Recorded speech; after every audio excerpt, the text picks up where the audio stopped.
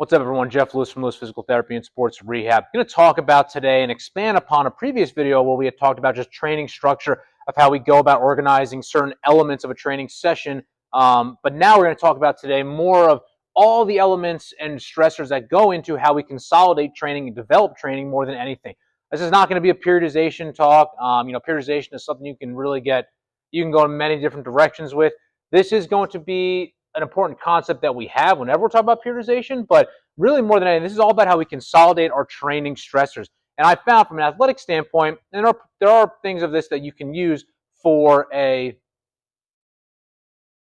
adult or CrossFit lifter, whatever that might be, someone that's a non-athletic individual, but this is going to be pertaining specifically to the athletic individual. So high-low. When we look at or discuss a high-low structure, we talk about our high-intensity training elements and our low-intensity training elements. Now, what I will say before I get into this is when we go over to these low-intensity side of things, when you're dealing with a very deconditioned athlete or anything like that, what would typically be a low-intensity stimulus or exercise for a well-developed athlete would actually serve as a high-intensity element for a deconditioned athlete. So that's one thing you got to be mindful of more than anything. But let's get right into it. High intensity. These are very high nervous system stimulating activities. So explosive medicine ball throws. MB just means medicine ball. So this is a max effort, reverse throw. You're in a squat position. You're trying to throw it as far back as you can. You're doing some type of thruster. You're doing a max effort shot put or a max effort, overhead slam. That is what we're looking at. It's a very rapid stretch shortened cycle, very high nervous system, power specific movement. Okay.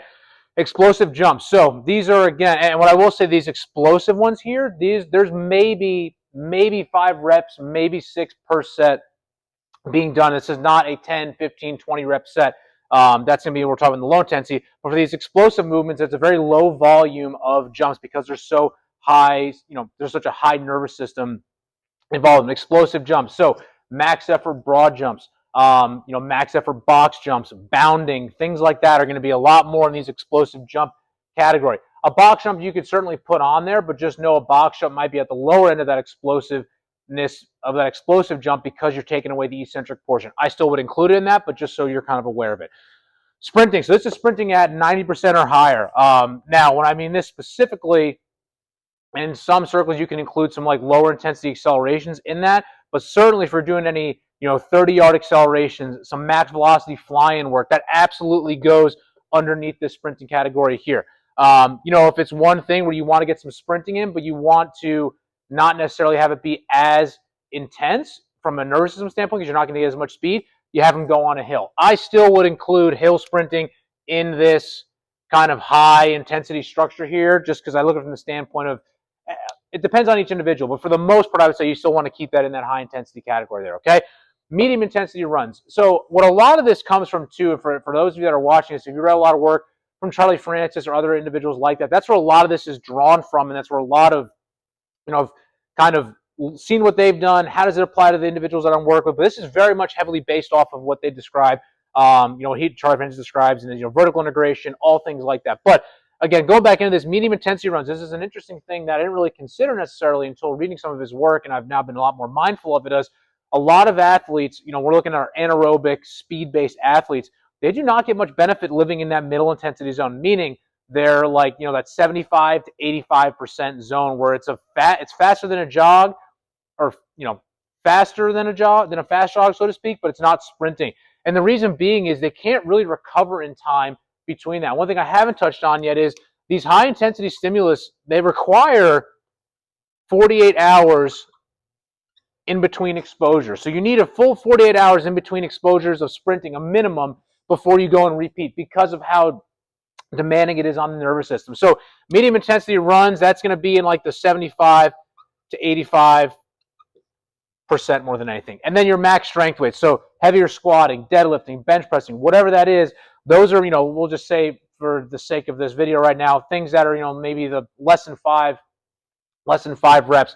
I would throw that in this category here, especially triples, doubles, things like that. That lower volume work is going to be a lot more stimulating from a nervous system standpoint. So one thing that we want to be mindful of there. So that's all of our high intensity elements. Again, the big thing that I didn't touch on until the end there is the recovery.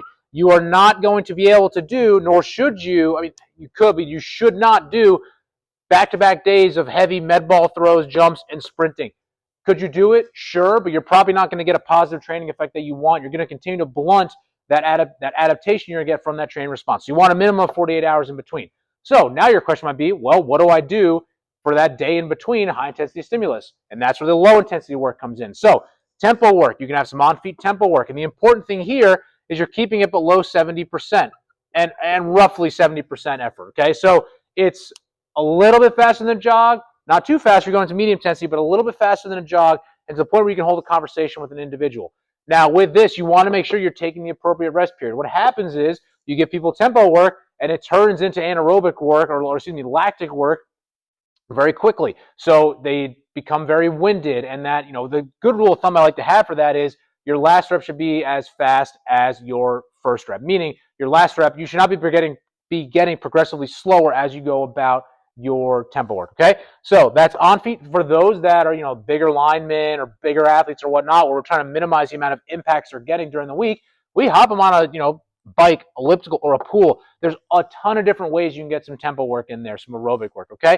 The other things here, extensive medicine ball work. So that's going to be more rhythmic-based work. So you're going to be having some higher volume at a sub-maximal level. These are not all-out effort throws. So this could be 10, 15, 20 throws from hip tosses, chest passes, overhead taps, and then extensive jumps. So some split squat jumps. Again, you're not going maximal height off the ground. You are just focusing on getting, it's really about the rhythm more than anything. That's really what a lot of this is more than anything. Now, what I will say is, for some individuals, you might not have that low intensity one or those jumps and med ball work in their, low intensity, so to speak. It's very person dependent. Where I think this is a really good, where if you want to get like 5 days of training and spread all of these out throughout the week, is like in a GPP phase. Because you're not going to be getting in a GPP phase, you're probably not going to be getting sprinting. You're not going to be getting as explosive throws here. You're not going to be getting max strength weights. So you can kind of have a bit of a blend of some quote-unquote high-intensity elements each day to a degree.